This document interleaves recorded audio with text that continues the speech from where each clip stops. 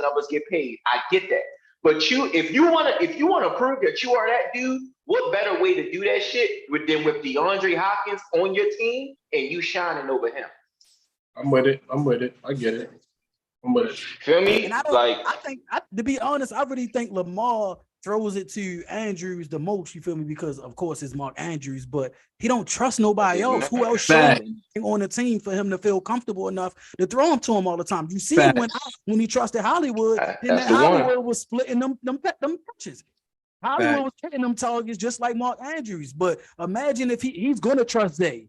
You feel me? He's going to trust Mark. He's going to trust Odell. He's going to spread that ball around, bro. He even said...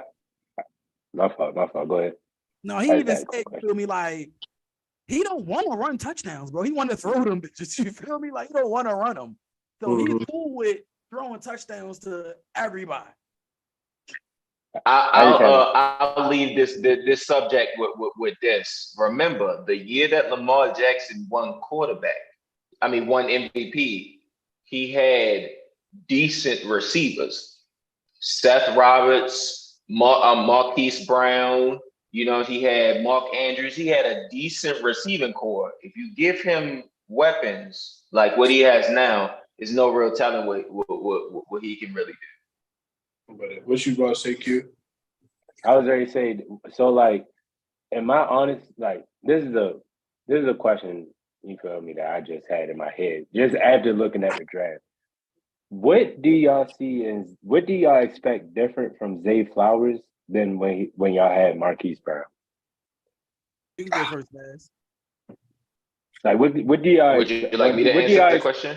Yeah, what do you expect to see different from Zay Flowers? Like, do you think they're going to utilize Zay Flowers different, or are they just going to send him on burn routes like they was doing with Marquise Brown, and then sending him all the way? Because I understand that frustration with Marquise Brown. The fact that every snap, you sending me to run 30 plus yards up the field every snap just to throw it to Mark Andrews that just hit a slant route real quick. Mind you, every play I'm running 40 plus yards. Like, granted, yes, he was getting the ball, but it was like I see where he was coming from. But like, you think like Zay, like what? I really don't know what kind of player Zay Flowers is. I didn't really watch his college, but like, considering his build and like just like, you know what I'm saying, just watching like little Instagram little clips of him, I honestly just think he's just like a Marquise Brown 2.0. Yeah, like, okay. So all right, y'all ready to light me up. No, because here's the thing. I agree with you. I just think that Zay Flowers has.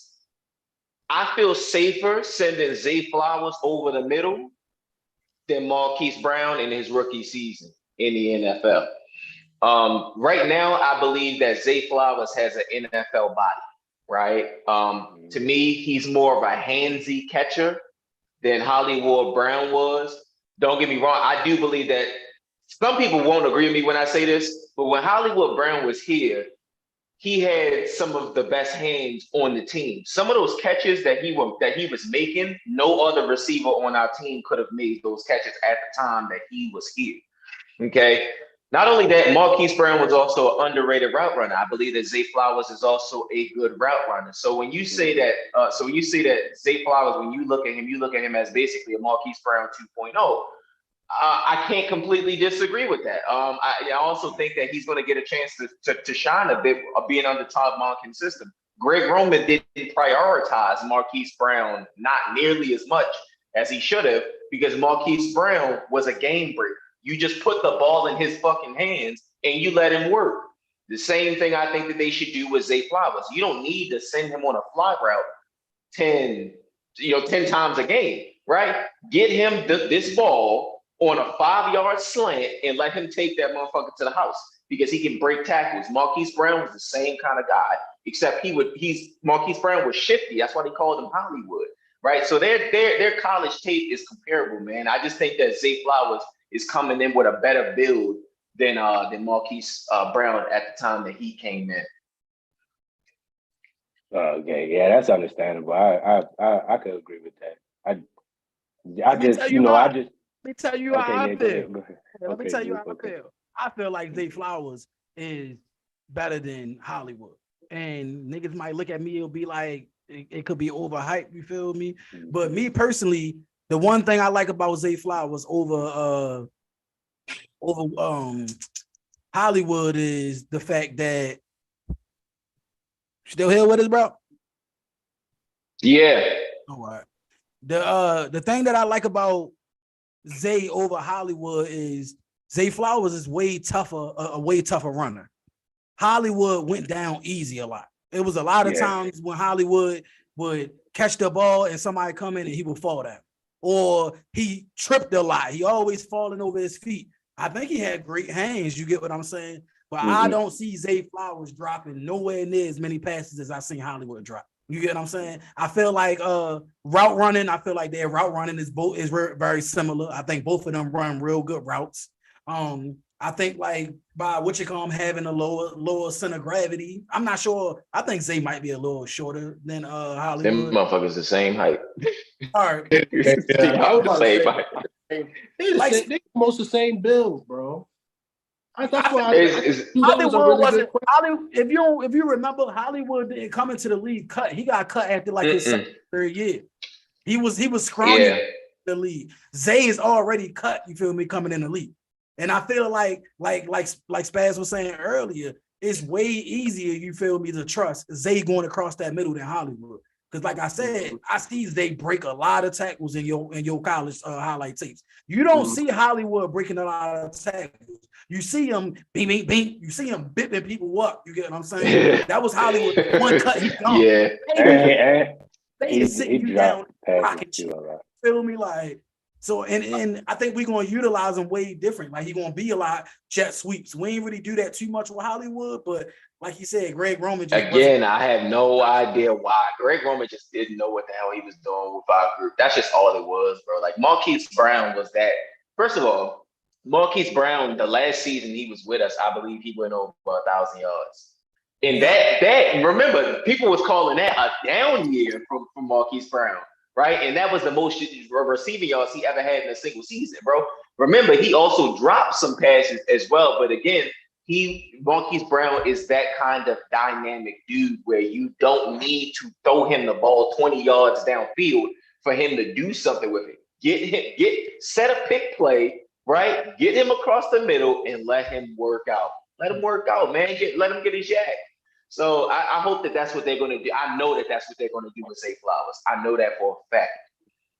And fellas, we at the point of our show where we are just under an hour mark left. You feel me? So definitely clap it up. You feel me for the show so far? Y'all know what that means. Y'all know it's time to switch this topic up, and we gonna talk about Boston.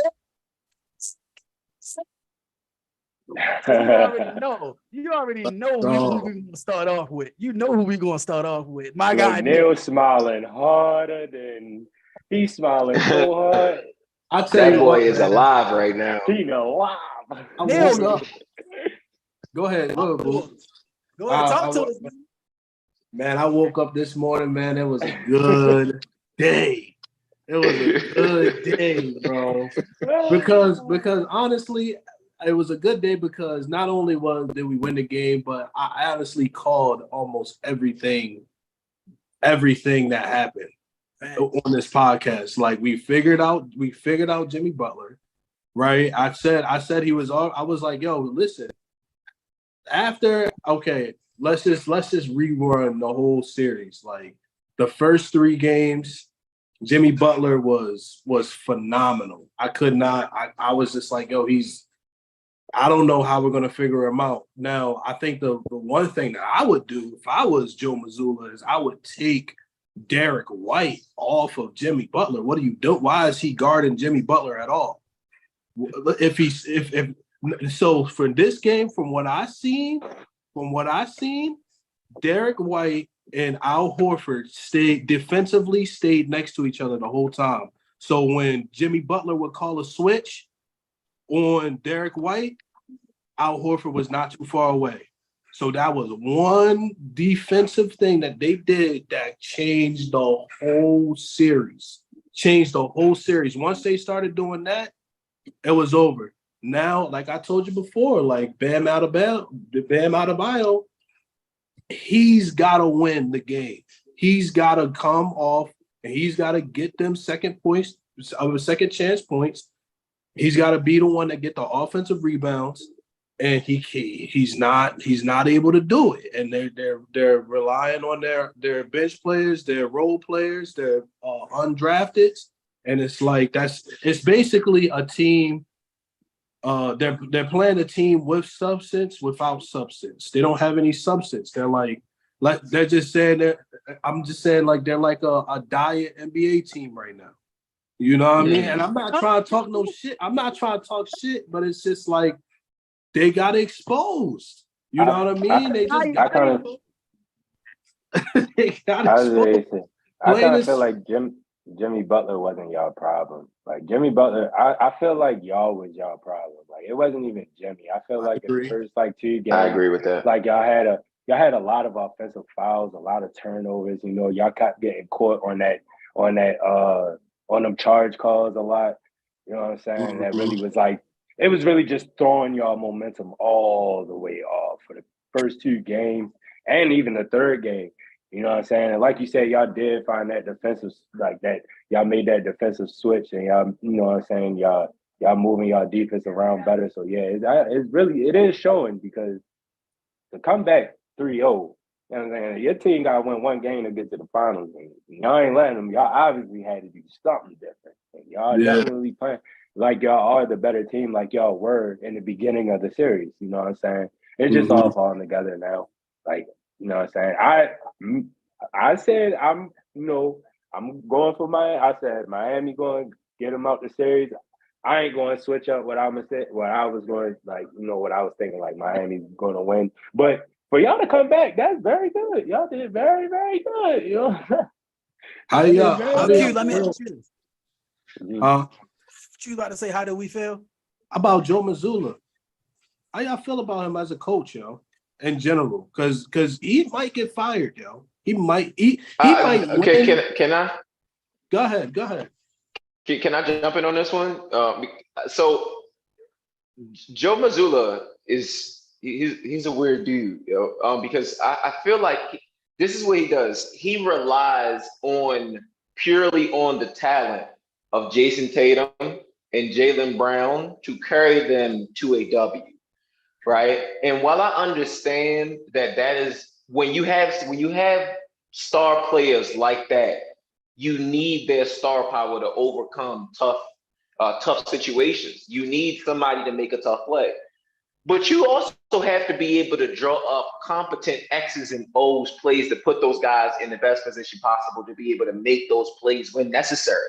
There's no reason this last game.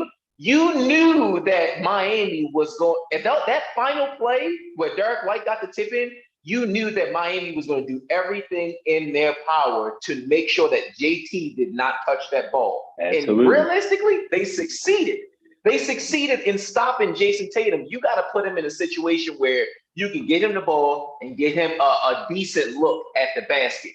Marcus Smart, praise God. You know what I'm saying? He is who he is. He's a great defensive player, in my opinion. He's the guy that's kind of the glue to this team. However, that's not the dude I want to see taking that shot at the end of the game. That's not the guy, right? Jason Tatum or Jaylen Brown are the guys that I prefer taking that shot. And I don't feel like over the course of this season that Joe Mazzulla has put his team in a position to win games that they should be winning. In my opinion. Not only that, there's a problem with Boston's motor. Okay, it's like a car. You know what I'm saying? You have car problems. You're like, man, this motherfucker. I don't know what's wrong with it, but it's a good car. I just bought it, right? I need this motherfucker to start. It just won't start, right? This is what they did when playing against Miami. What got them in that 3-0 deficit? Charles Barkley talked about it a little bit yesterday. Is that it takes them too long to get their shit together before they realize, oh shit, we actually got a hoop. Right? Yeah. So Atlanta exposed that. Atlanta series exposed that. Yeah. Real bad. Yeah. Yeah. Go ahead. I'm sorry. Keep going, bro. Yeah, no, that's just how I feel in terms of X's and O's. I don't think Missoula is that dude. That's me personally, because I've seen way too many questionable plays, not only in the playoffs, but throughout the year where I was like, huh? I mean, I guess it didn't really make sense, but that's just how I feel about Joe Missoula. That's a good take. I like that take. It's tough. As a Celtics fan, it's tough because I kind of want to stick it out with Missoula because it'll be 5 coaches, 5 years. I don't feel like doing. I know if they fire Missoula, Brown is leaving. He's questioning the organization. I know he is because that's since he's been in the league before Tatum. He's been in the league before Tatum, and he's had so many systems. He's had to learn so many different playbooks in 6 years. You know what I mean? Mm-hmm. He was in the league with Isaiah Thomas, so he had to learn that system. So like I really want the Celtics to stick it out because I really want the core to stay together. But I know if the coach gets fired or the coach leaves, that system's getting broken up because I could just feel the tension. You know what I mean? Like that's why I'm not mad. This is why I say I'm not mad at Missoula right now because he's not the greatest coach, and I understand that. But one, he came in as an intern. The coach that was supposed to be for that team ended up getting fired. He was only supposed to be there just until he gets back, like just to fill in. But then he figured out, like, yo, I mean, I got a team that's most likely gonna get a chip or close to it. All I gotta do is kind of let them ride this out. And when he said the fact that I didn't get them prepared, you never got them prepared. They got themselves prepared the entire time. Like, I agree. What do you mean? Like, So I don't want them to just fire him, yo. I just don't want that to happen. I want Brad Stevens to come in himself and help him out, get off the chair, help him out, let them know that this is your guy, and then go from there. Brad Stevens almost got him to the chip a couple times. There's no reason why he can't come up off the chair and help him instead of firing him. And who we gonna get? That just fired Phoenix coach? Monty Williams. I don't want Monty Williams, bro. Like he's a very good coach though. But still, it's just another system. He had KD and Booker.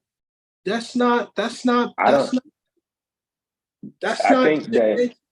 think Monty Williams got blamed for a lot that happened, to be honest. But I honestly think Monty Williams is a really good coach. Like, I really don't see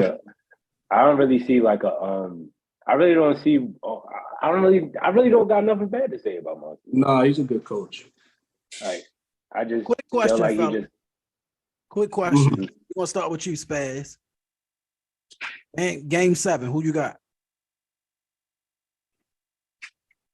Boston. I got Boston. I think first of all, let's just put ourselves in the player's shoes for a second.